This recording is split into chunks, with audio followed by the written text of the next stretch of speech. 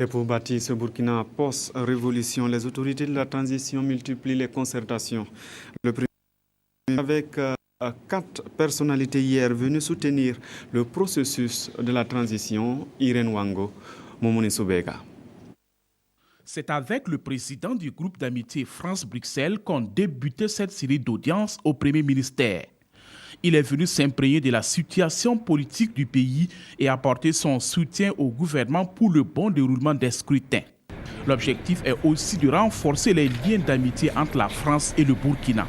Nous avons une conversation très intéressante sur la transition, sur évidemment la relation franco-burkinabé qui est très bonne et sur la façon dont les uns et les autres souhaitent accompagner le mouvement de transition qui nous mènera aux élections du 11 octobre.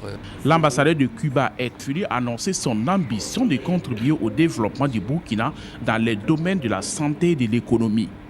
Nous sommes ici pour avec l'engagement de contribuer à la coopération dans les domaines de la santé, l'éducation et du sport. L'audiovisuel est le point qui a été abordé par le délégué de la Fédération Wallonie de Bruxelles.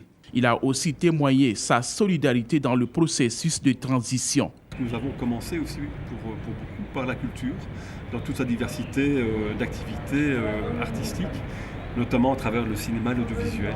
On a en tout cas souhaité bonne chance au Premier ministre pour que la transition poursuive son chemin.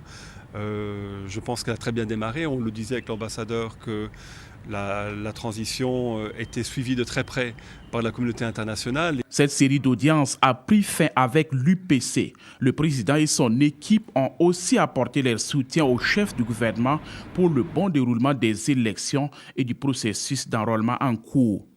En tant que parti politique, partie prenante donc, du processus actuellement en cours, il nous a paru opportun de revenir redire tout notre soutien et notre appui à la transition et à ses autorités. Et nous, en tant que parti, on prend cette question de l'enrôlement au sérieux, au point que demain, je conduis une délégation du parti dans le stade Matenga pour rencontrer des jeunes dans des villages et les inciter à aller s'inscrire sur les listes électorales.